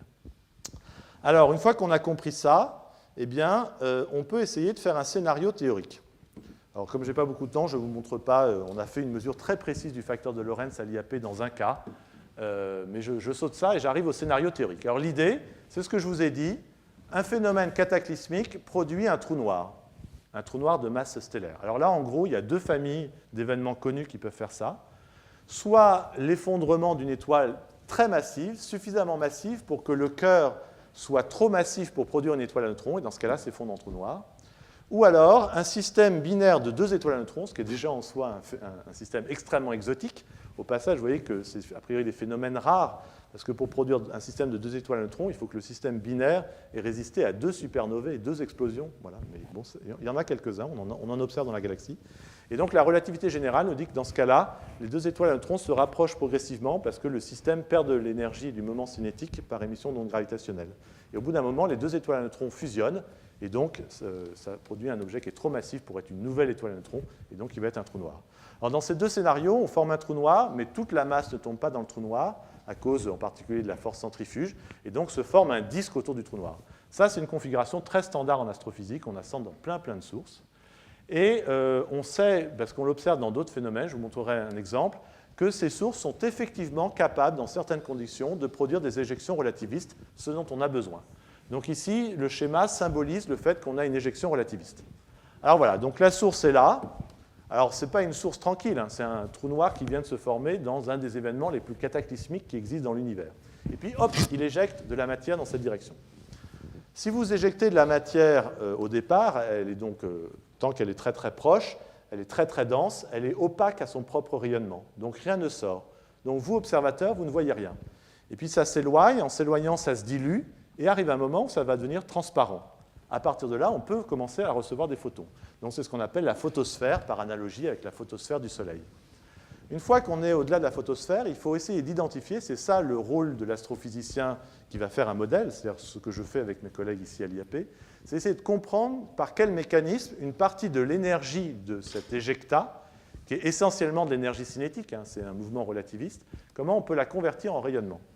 Alors l'idée, c'est que si vous émettez par exemple un premier morceau de matière qui va très très vite, très proche de la vitesse de la lumière, puis un deuxième qui va aussi très proche de la vitesse de la lumière, mais un tout petit peu plus vite. Comme c'est des toutes petites différences, en gros, ça va tout à la même vitesse, bon. Mais celui-là, il va quand même très légèrement plus vite. Donc, il se rapproche, et à très très grande distance, ils vont finir par se rencontrer, ça va faire une collision. Alors là, je l'ai fait avec les mains, mais dans la réalité, en fait, l'éjection est permanente. Et donc, essentiellement, ce qui va se produire, c'est ce qu'on appelle un raidissement du gradient de vitesse, parce que ici, ça va trop vite par rapport à là. Et puis, il va arriver un moment où le gradient devient raide, et dans ce cas-là, en mécanique des fluides, il va se produire ce qu'on appelle une onde de choc. Il va y avoir une onde de choc qui va se former, exactement comme quand vous avez un tsunami. Voilà. Et donc, les ondes de choc, ça, les astrophysiciens aiment bien, les astrophysiciens des hautes énergies, parce que justement, on sait que les ondes de choc, c'est des accélérateurs de particules naturelles. Donc, si on fait une onde de choc dans l'éjecta, on va accélérer des particules, on va aussi amplifier le champ magnétique. Les particules vont donc rayonner dans ce champ magnétique par rayonnement synchrotron, par diffusion Compton inverse. Enfin, je ne rentre pas dans les détails, mais on connaît les processus radiatifs dans ces conditions-là et vont produire des photons gamma. Et donc, ce que je viens de vous décrire, c'est le mécanisme pour produire le sursaut lui-même. Et quand on calcule, en fait, le phénomène est beaucoup plus long dans le référentiel de l'éjecta, mais à cause du fait que toutes les vitesses sont proches de la vitesse de lumière, pour l'observateur, tout apparaît entassé, et donc le phénomène apparaît comme très bref, typiquement en quelques secondes, comme je vous l'ai montré. Alors, dans la première partie de cette histoire, l'éjecta, il est tellement énergétique qu'il ne sent pas qu'il n'est pas dans le vide, parce qu'entre les étoiles, ce n'est pas du vide, mais c'est quand même ce qui s'en rapproche le plus. Les densités typiques dans ce qu'on appelle le milieu interstellaire, c'est de l'ordre de la particule par centimètre cube. Donc là aussi, c'est impossible à reproduire au laboratoire. Ce qu'on appelle l'ultravide au laboratoire, c'est de la matière super dense par rapport au milieu interstellaire. Et donc, au début, l'éjecta, il ne sent pas qu'il y a ça. Puis quand même, au bout d'un moment, le milieu interstellaire, c'est très grand, et donc il accumule il balaye de la masse, il accumule, et puis au bout d'un moment, ça va avoir un effet sur lui, ça va le freiner. Et en fait, on a un peu la même physique que dans les supernovas, de même que l'explosion de la supernova, au bout d'un moment, elle est freinée et elle produit le reste de la supernova du crabe. Et bien ici, l'éjecta va être freiné par l'environnement, et c'est ça qui va produire la rémanence, la lumière qu'on observe après en X et en visible. Et pourquoi ça décroît au cours du temps? Parce qu'au début, le choc est très violent, et puis ça freine, ça s'épuise, et puis ça s'éteint. Et donc, voilà. Alors ça, c'est grandes lignes de ce que je viens de vous décrire. Ça marche très bien. Alors, comme je n'ai pas beaucoup de temps, je ne vous montre pas, mais on sait le modéliser. Là, par exemple, c'est des calculs détaillés qui sont faits à l'IAP, où on est capable de modéliser précisément les photons qu'on attend en fonction de leur énergie, etc., et comparer avec les observations. Autre exemple, je vous ai donc parlé du moment où ça devient transparent, la photosphère, et puis des chocs qu'on appelle internes qui produisent le sursaut. En 2002, à l'IAP, on s'est dit, au moment où ça devient transparent, est-ce que quand même il ne peut pas y avoir une petite émission à ce moment-là, cette fois thermique, comme l'émission thermique à la photosphère du Soleil? On l'a calculé en la comparant avec l'émission des chocs internes, et on a prévu qu'on devait plutôt être dans cette configuration-là, c'est-à-dire une émission thermique en rouge beaucoup plus faible que l'émission des chocs internes, l'émission gamma en bleu. Et puis, très récemment, on est très content parce que Fermi a réussi à détecter cette émission thermique qui, vous voyez, est beaucoup plus faible, et c'est en assez bon accord avec notre prédiction théorique de 8 ans avant, ce qui est toujours assez agréable. Ce n'est pas si souvent en astrophysique, quand on fait de la modélisation, généralement, on explique a posteriori et rarement à l'avance. Alors voilà, donc si on fait un bilan, eh bien, en gros, les grandes lignes du scénario que je vous ai décrit, ça marche bien. On reproduit bien la phénoménologie observée. Mais après, entre spécialistes, on n'est pas du tout d'accord sur tous les détails. Je ne vais pas rentrer dans ce... Non, c'est assez bien. Et donc voilà, et c'est pour ça, peut-être certains d'entre vous se sont demandé pourquoi sur mon premier transparent, j'avais mis cette belle peinture, belle toile de Kandinsky. Parce que Kandinsky, en 1923, a eu une belle anticipation de ce scénario pour les sursauts gamma. Vous reconnaissez le jet relativiste, l'onde de choc qui se propage dans le milieu extérieur et qui est responsable de la rémanence. Et puis vous voyez aussi que Kandinsky suggère que sans doute il y a encore une physique à découvrir qu'on n'a pas mis dans le scénario. Il y a pas mal d'ingrédients mystérieux qui ne sont pas encore identifiés. Voilà. Alors, si j'ai peut-être 5 minutes encore, et je m'arrête, juste pour conclure, on pourrait se dire, est-ce qu'il faut croire à ce que je viens de vous dire? Il n'y a pas d'image. Il a juste, le monsieur, il a une courbe de lumière avec des photons au cours du temps, ça dure 10 secondes, et puis il nous raconte un truc, il y a un trou noir, un jet relativiste. Bon. Vous pourriez être sceptique, je le comprendrais. Alors déjà, on pourrait se dire, c'est quand même des ingrédients, des trous noirs. Est-ce qu'il y a vraiment des trous noirs? Des jets relativistes, ça existe dans la nature. Alors ça, quand même, oui. Alors, très rapidement, bon, les trous noirs, vous savez que c'est une des grandes prédictions de la relativité générale du Einstein. On sait justement que les trous noirs, théoriquement, si on regarde la matière qui tombe sur un trou noir, c'est effectivement un phénomène très énergétique qui libère beaucoup d'énergie. Et c'est grâce à ça qu'on observe les trous noirs. En fait, les trous noirs, on n'observe pas directement le trou noir, puisque comme son nom l'indique, le champ de gravité est tellement fort que la lumière ne peut pas s'en échapper. Mais ce qu'on observe, c'est la matière qui tombe sur le trou noir et qui tombe en dégageant une énergie colossale. Et donc, on voit plein de sources dans l'univers qui sont associées à ça. En particulier, les noyaux actifs de galaxies ou dans notre galaxie, ce qu'on appelle les binaires X. On a aussi des observations qui sont vraiment presque directes pour dire qu'on a un trou noir. Si vous vous souvenez d'une de mes toutes premières images, je vous ai montré le centre de la galaxie. Avec le centre de la galaxie, ce n'est pas très facile à observer dans le visible parce qu'il y a beaucoup d'absorption due à la poussière dans le milieu interstellaire.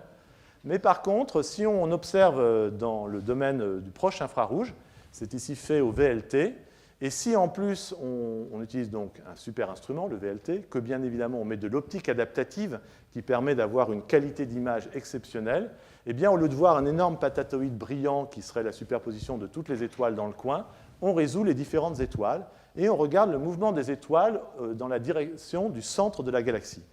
Et je suis sûr que certains d'entre vous ont déjà vu ce film, mais je ne m'en lasse pas. Alors, si j'arrive à le lancer, bien sûr. Aïe. Pourquoi il ne veut pas démarrer? Ah oui, je sais pourquoi. Alors, je vous demande une seconde. Voilà, je vais le relancer comme ça. Et là, ça va marcher. Voilà. Vous avez donc chaque point ici est une étoile, et la croix indique la direction du centre de la galaxie. Et en fait, le film est très accéléré, c'est des observations qui se succèdent pendant plusieurs années. Et on suit le mouvement des étoiles. Alors déjà, vous avez peut-être entendu parler de l'orbite keplérienne, l'ellipse. Mais là, vous voyez en direct l'ellipse, d'accord? Vous voyez qu'il y a une étoile qui fait une superbe ellipse. Et quand on regarde de près, donc c'est la fameuse étoile S2, quand on regarde de près, il y a des choses assez bizarres dans cette ellipse. Alors, il y a un truc que vous ne pouvez pas calculer facilement, il faudrait que vous connaissiez l'échelle de l'image, et puis il faudrait que vous regardiez le nombre d'années qui défilent. Mais au moment où ça va le plus vite, là, au moment où c'est en bas de l'orbite, au moment du passage au plus proche de l'astre qui fait tourner, eh bien, la vitesse de l'étoile est de 2% de la vitesse de la lumière, ce qui n'est pas tout à fait habituel pour une étoile. Donc là, on dit déjà qu'il y a un truc bizarre. Puis ensuite, avec les lois de Kepler, on sait que ce qui fait tourner l'étoile, normalement, on doit le chercher au foyer de l'ellipse. Alors, le foyer de l'ellipse, il est au niveau de la croix. Alors, vous pourriez me dire, non, le foyer de l'ellipse, ce n'est pas du tout au niveau de la croix. C'est quand même un peu de géométrie. Clairement, le foyer n'est pas au niveau de la croix. Mais il ne faut pas oublier qu'en astronomie, les ellipses sont souvent projetées. On les voit rarement exactement de face. Et l'effet de projection peut vous donner une position apparente du foyer un peu différente. Mais donc là, le foyer, il est au niveau de la croix, ici. Et donc, si je vous montre la trajectoire obtenue, voilà le foyer. Eh bien, le foyer coïncide avec rien. C'est-à-dire que dans le domaine visible, on ne voit rien.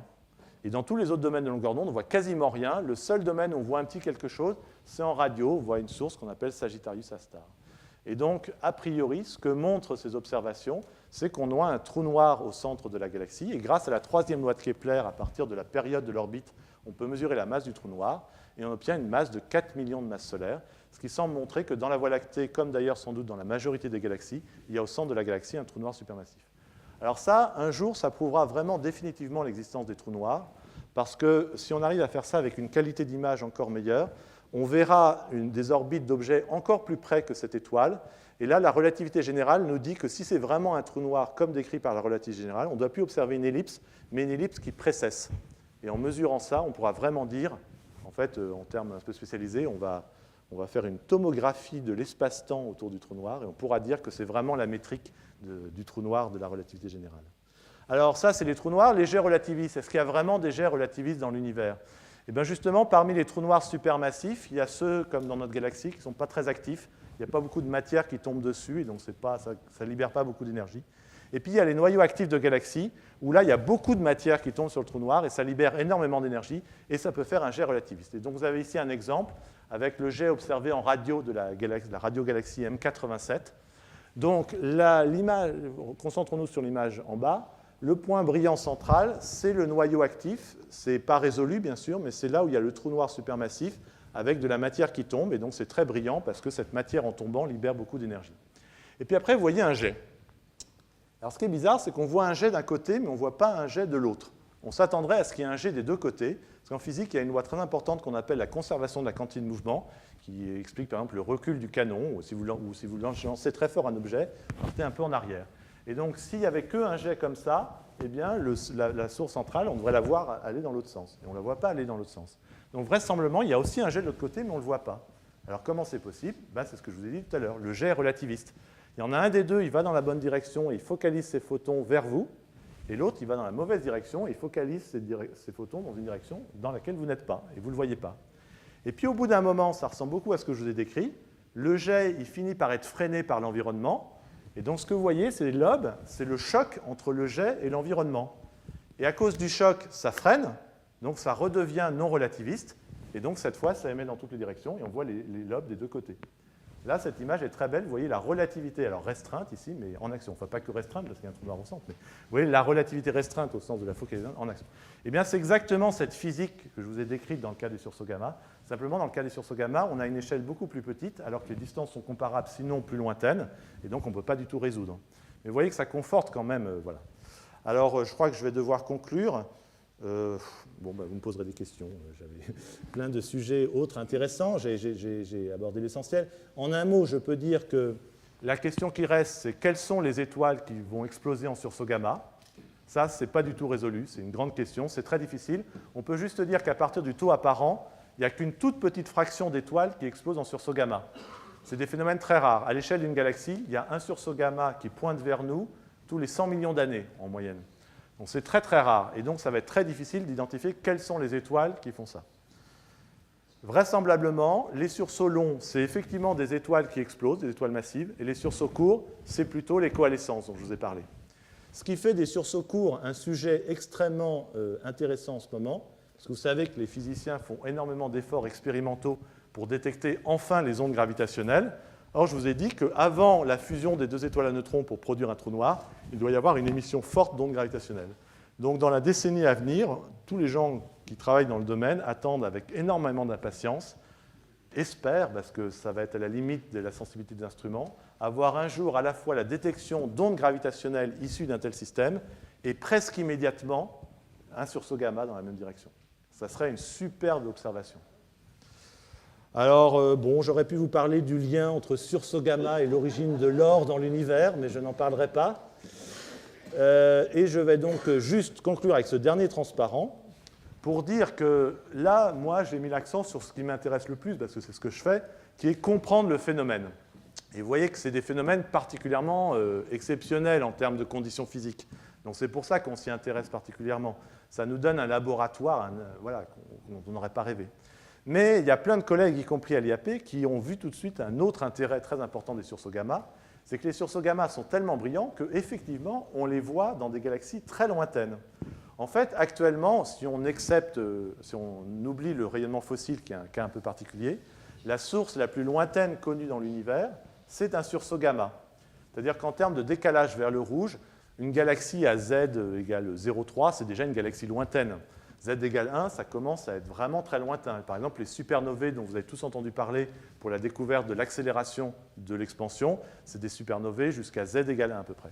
Le record pour un sursaut gamma, c'est Z égale 9. Donc là, on a affaire à vraiment... Voilà. Et donc, en termes d'horizon observable, on est presque aux confins de l'univers observable.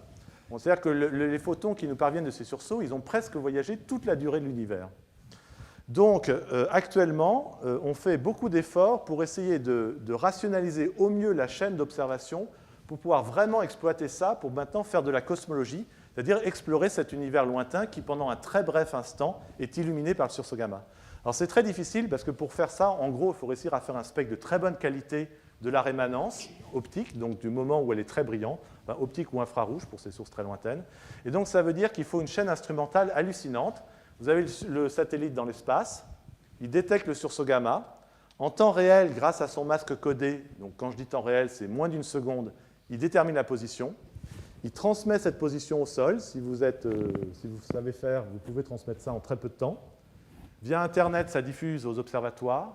Des petits télescopes robotiques, donc typiquement jusqu'à des télescopes de 1 mètre maintenant, mais entièrement robotisés, il n'y a pas une seule intervention humaine, réagissent à l'alerte, pointent dans la bonne direction. Si la rémanence est identifiée, toujours en traitement automatique, la position de la rémanence est bien plus précise que la position du sursaut gamma, parce que dans le domaine visible, on a des images de bien meilleure qualité, est déterminée et de nouveau transmise. En gros, là, il s'est écoulé quelques minutes depuis le sursaut gamma. Et cette fois, ça peut être transmis à des très grands télescopes, comme le VLT. Et l'idée, c'est un jour d'avoir un mode automatique aussi au VLT. Alors, ça a été fait sur quelques cas, mais les gens de l'ESO, ils ne sont pas encore super chauds pour généraliser ça. Mais il y a eu un cas où ça a très bien fonctionné et où donc, en gros, je crois 20 minutes après, ce qui à l'échelle du VLT, c'est formidable, le VLT a pu être dans la bonne direction et faire un spectre. Et les raies d'absorption dans le spectre, eh bien, c'est de la lumière qui a été absorbée à plein d'endroits différents le long de la ligne de visée, depuis la galaxie très lointaine, et puis aussi dans toutes les galaxies qui ont été éventuellement croisées sur le chemin. Puisque là, vous avez éventuellement, dans les cas idéaux, 10 milliards d'années-lumière de distance. Vous avez presque tout l'univers. Et donc, à chaque fois qu'on a croisé quelque chose, il y a une petite trace. Et donc, un jour, ça, c'est une science, peut-être que certains d'entre vous en ont déjà entendu parler, par exemple, par Patrick Petitjean, ici, une science qu'on fait déjà avec les quasars. On espère un jour le faire avec les sursauts gamma. Ça commence à peine. Et l'avantage des sursauts gamma, c'est qu'ils sont encore plus lointains que les quasars.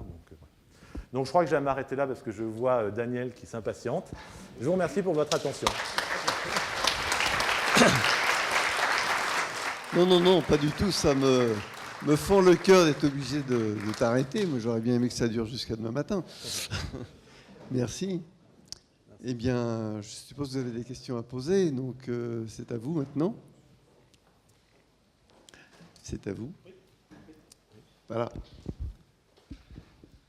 Merci pour c'était passionnant.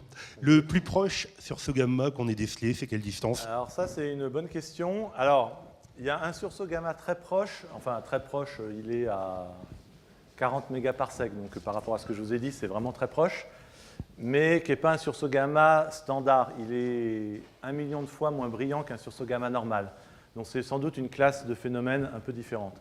Sinon, les plus proches, ils sont à un décalage vers le rouge de z égale 0,1, ce qui reste des galaxies lointaines. Même z égale 0,1, c'est le bout du diagramme de Hubble HST, quoi. Donc ça, c'est un des grands sujets de frayeur des gens qui réfléchissent à cette association onde gravitationnelle sursaut gamma.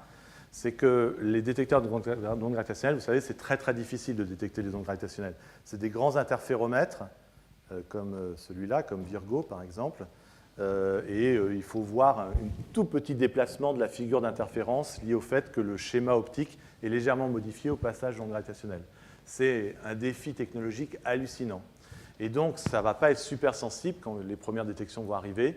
Typiquement, l'horizon estimé pour la nouvelle génération, là, enfin, ce n'est pas la nouvelle génération, c'est les mêmes détecteurs, mais améliorés, qui rentrent en fonctionnement à la fin de cette année, c'est de l'ordre de 200 mégaparsecs. Donc, l'idée, c'est que si on veut avoir des associations, il faut qu'il y ait des sursauts gamma à une distance de 200 mégaparsecs. On n'en a jamais identifié, mais on est encore très très loin de mesurer la distance de tous les sursauts gamma. Et en particulier, ceux qu'on attend en association avec les ondes gravitationnelles, c'est les sursauts courts, et c'est les plus durs à localiser, donc c'est ceux pour lesquels on a le moins d'informations sur la distance. Parce qu'en gros, pour pouvoir localiser, il faut beaucoup de photons, et les courts, ils ont moins de photons que les longs. Donc on ne sait pas bien les localiser. Donc là, il y a une petite tension, mais si on est optimiste, ça reste compatible avec l'idée d'une association. Voilà. Je ne sais pas si ça répond à votre question. Oui, j'aurais voulu savoir, il y a quelques bursts gamma, oui. Quelques sursauts gamma qui coïncident avec des supernovae. Oui. Bon. Mais peu.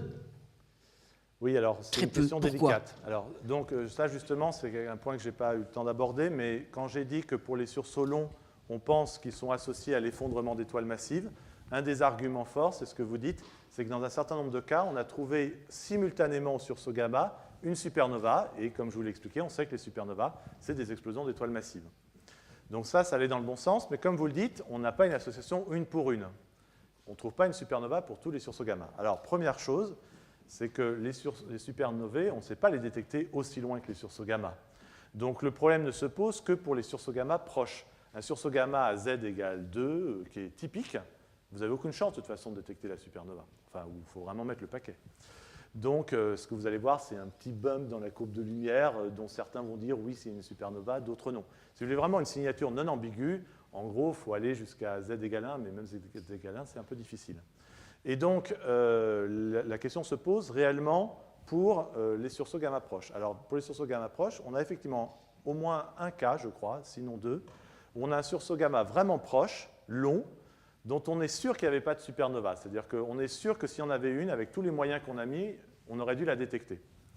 Alors à partir de là, ça pose la question du mécanisme. La difficulté, c'est que vous savez peut-être que, j'ai dit au tout début que pour comprendre l'exception, il faut comprendre déjà la règle habituelle. Eh bien, la règle habituelle ici, c'est-à-dire l'explosion qui donne une supernova, si le scénario général est bien validé, je vous ai donné des arguments. Un autre argument dont j'aurais pu parler, c'est le fait qu'on prédit que dans ces explosions, il doit y avoir un flash de neutrinos et que dans un cas, la supernova de 1987, il a été détecté. Eh bien, les détails ne sont absolument pas compris. On ne comprend pas du tout les détails de ce mécanisme pour produire l'étoile à neutrons et ensuite, en particulier, le rebond vers la supernova. Et comme on n'arrive pas bien à comprendre le rebond, on n'arrive pas bien à comprendre qu'est-ce qui fait que dans certains cas, on va former une étoile à neutrons et dans d'autres cas, un trou noir. Parce que s'il n'y a pas de rebond, la matière s'accumule sur l'étoile à neutrons et forcément, au bout d'un moment, elle va s'effondrer en trou noir. Et donc, on n'est pas capable de dire si on doit systématiquement, en association avec la formation du trou noir, avoir une explosion de type supernova.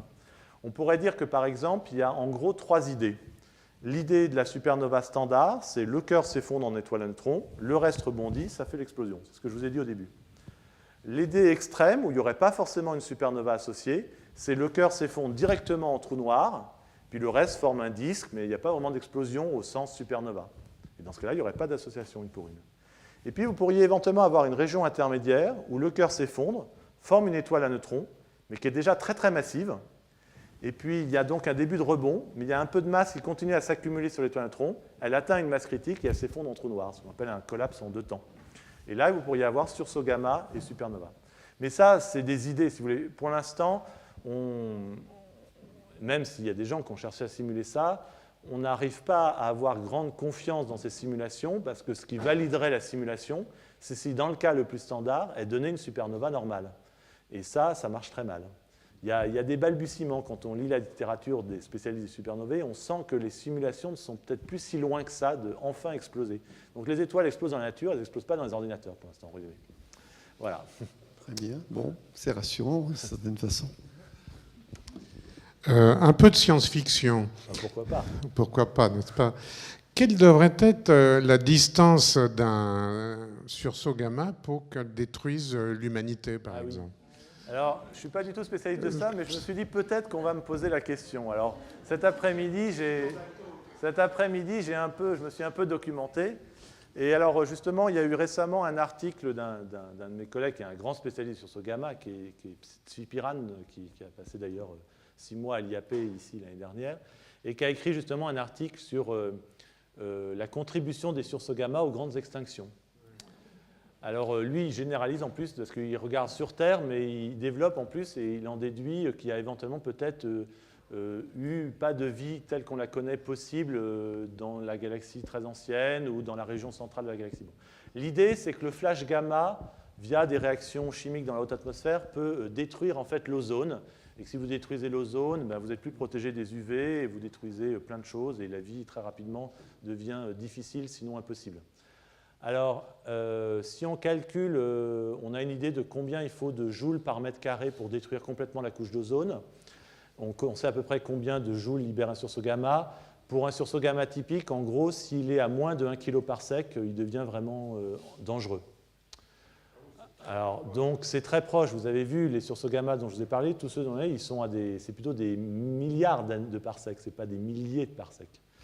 Donc, à l'échelle d'une galaxie, dans l'article, ils disent qu'il aurait pu y en avoir un dans les 5 derniers milliards d'années. Donc, ça pourrait éventuellement être responsable d'une extinction. Après, bien sûr, il faudrait essayer de faire des modèles beaucoup plus détaillés pour avoir une signature précise qui permettrait, parce qu'il y a beaucoup d'autres mécanismes possibles pour les grandes extinctions. Donc, il y a des gens qui ont étudié ça, en tout cas. Voilà. Alors après, vous pouvez, si vous voulez vous rassurer, quand on... Donc je vous rappelle qu'à l'échelle d'une galaxie, l'ordre de grandeur, c'est 1 sursaut gamma tous les 100 millions d'années. Ça, c'est rassurant. Surtout un qui pointe vers nous. Et puis, ensuite, quand on commence à accumuler pas mal d'observations de galaxies associées à des sursauts gamma, et on est en train de se rendre compte qu'il y a un biais en composition chimique. Ce que les astrophysiciens aiment bien appeler la métallicité. Vous savez que pour les astrophysiciens, la table de Mendeleïev, c'est simple, c'est l'hydrogène, l'hélium et les métaux. Et donc, on parle de métallicité. Et alors, une galaxie comme la nôtre, elle a une métallicité élevée par rapport à une galaxie très ancienne, où il y a eu moins d'activité stellaire, donc moins de nucléosynthèse d'éléments plus lourds que l'hydrogène et l'hélium. Et donc, il semble y avoir un biais, c'est-à-dire que plus la métallicité augmente, moins les étoiles arrivent à faire des sursauts gamma. Et le seuil semble être pas très loin de la métallicité solaire, c'est-à-dire en gros la métallicité dans la Voie lactée, enfin très grossièrement. Et donc sans doute qu'il n'y a plus de sursauts gamma possible dans notre galaxie. Alors ça, c'est une bonne question. Ça revient à la question précédente, qui est comprendre quelles étoiles donnent les sursauts gamma, donc une question très délicate. Il y a quand même l'idée qu'il faut former un trou noir. Alors ça, et on peut faire un lien avec la composition chimique, je vais essayer de vous l'expliquer. Ce qui va faire le trou noir, c'est le cœur. Or, la composition chimique a une influence sur l'évolution de l'étoile. En particulier, les étoiles massives, elles sont connues pour avoir des vents très intenses. Si vous regardez par exemple Eta Carinae, vous avez un cas extrême où on ne voit plus l'étoile tellement il y a de perte de masse. Et en fait, on sait très bien que ces vents sont poussés par le rayonnement. Donc plus il y a d'éléments chimiques dans la matière différents, plus il y a de raies qui interceptent la lumière et donc plus la poussée va être efficace. Et donc plus la composition chimique est évoluée, plus le vent est intense.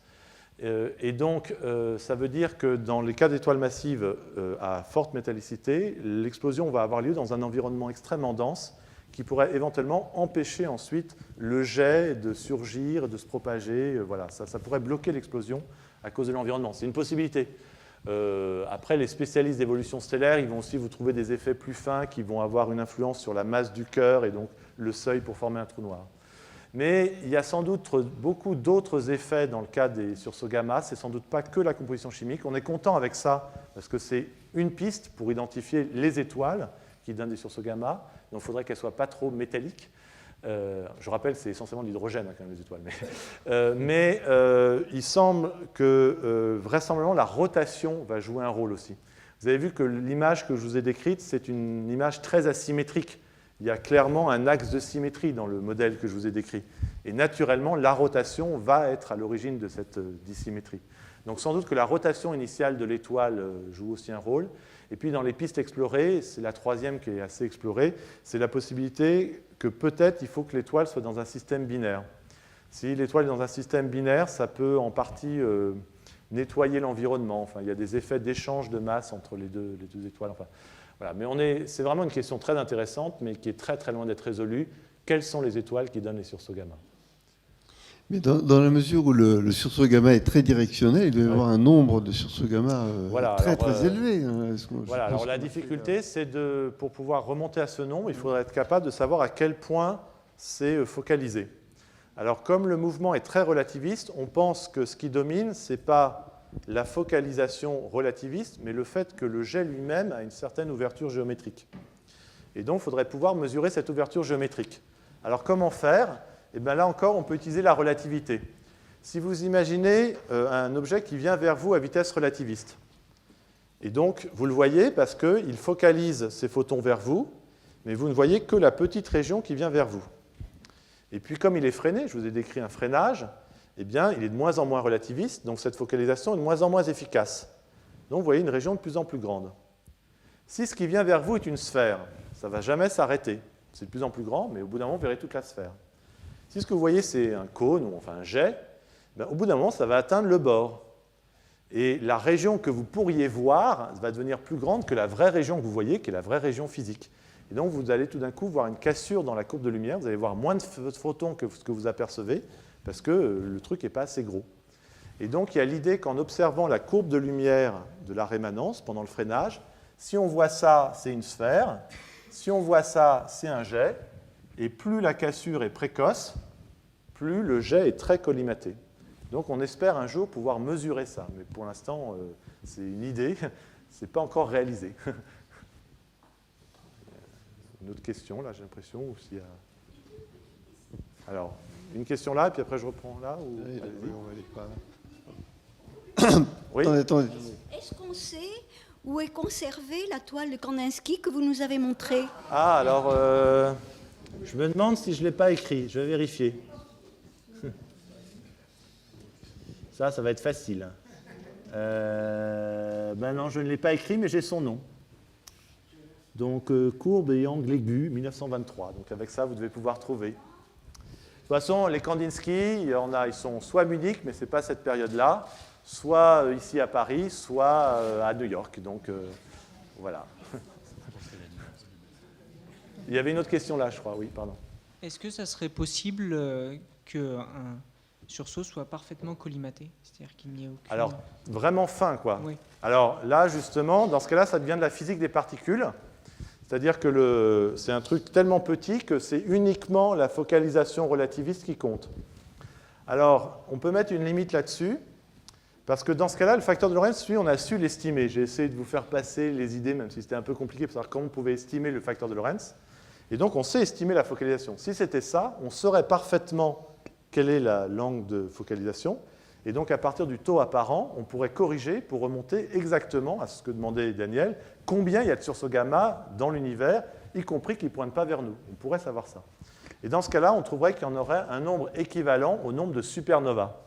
Ce qui ne colle pas, parce qu'on sait très bien que la majorité des supernovae, elles donnent des étoiles à neutrons et des restes de supernovae qui sont observés. Donc on peut exclure cette possibilité, qui a été proposée pourtant, mais qui est maintenant exclue. Voilà. Donc même si on ne comprend pas tout, on peut déjà éliminer des choses. C'est sympathique. C'est très riche, hein, tout ce qu'on peut obtenir à partir de... Oui, je vous rappelle, on a 10 secondes d'enregistrement d'un nombre de photons par seconde. Oui, c'est extraordinaire. Et un spectre aussi. Il y a beaucoup de choses qui viennent du spectre.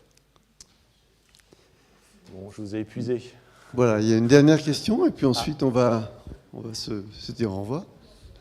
Oui, je voudrais savoir si les sursauts gamma peuvent laisser des signatures. Hein, c'est-à-dire, est-ce qu'on peut voir après qu'il y a eu un sursaut gamma, il y a 1000 ans, etc. Et par rapport aux extinctions massives, est-ce qu'on pourrait prouver qu'une extinction massive est due à un sursaut gamma? Alors ça, c'est une bonne question. C'est-à-dire que je vous ai montré un reste de supernova. Est-ce qu'il existe des restes de sursauts gamma? Alors ça, les gens l'ont simulé. La difficulté, c'est qu'au début, c'est un jet, et ça reste un jet tant que c'est relativiste, parce que là, c'est encore un effet de la relativité. Quand on regarde qu'est-ce qui fait qu'un jet peut éventuellement s'élargir, c'est les mouvements du fluide qui vont se faire typiquement à la vitesse du son, mais à cause de la relativité, la vitesse du son dans le référentiel fixe du laboratoire, dans la direction transverse, elle est divisée par le facteur de Lorentz, qui est très élevé. Donc c'est négligeable. Donc au début, ça reste un jet. Puis ensuite, ça freine, et donc c'est de moins en moins négligeable, et le jet, il s'élargit de plus en plus. Et quand on regarde ce qu'il devient, eh bien, au bout de 1000 ans, 5000 ans, il devient quasi sphérique, et ça devient extrêmement difficile de le distinguer d'un reste de supernova. Donc les gens essayent, mais pour l'instant, donc il y a forcément des restes, mais pouvoir les distinguer, d'abord, il faut les trouver, parce que si vous voulez, s'il y a par exemple un sursaut gamma pour 1000 supernovae, ça veut dire qu'il faudrait faire un catalogue de plusieurs milliers de restes de supernovae pour avoir une chance d'avoir quelques restes de sursaut gamma. Et puis après, il faudrait être capable de dire qu'est-ce qui va le distinguer, et il n'y a sans doute pas grand-chose qui le distingue. Donc c'est une bonne question, mais malheureusement, dont la conclusion est un peu déprimante. Oui, mais la conférence n'était pas déprimante du Tant tout, mieux. et on te remercie encore une fois. Merci beaucoup, Frédéric. Donc, bonne soirée. N'oubliez pas de vous inscrire pour la prochaine conférence au mois de juin, et à très bientôt.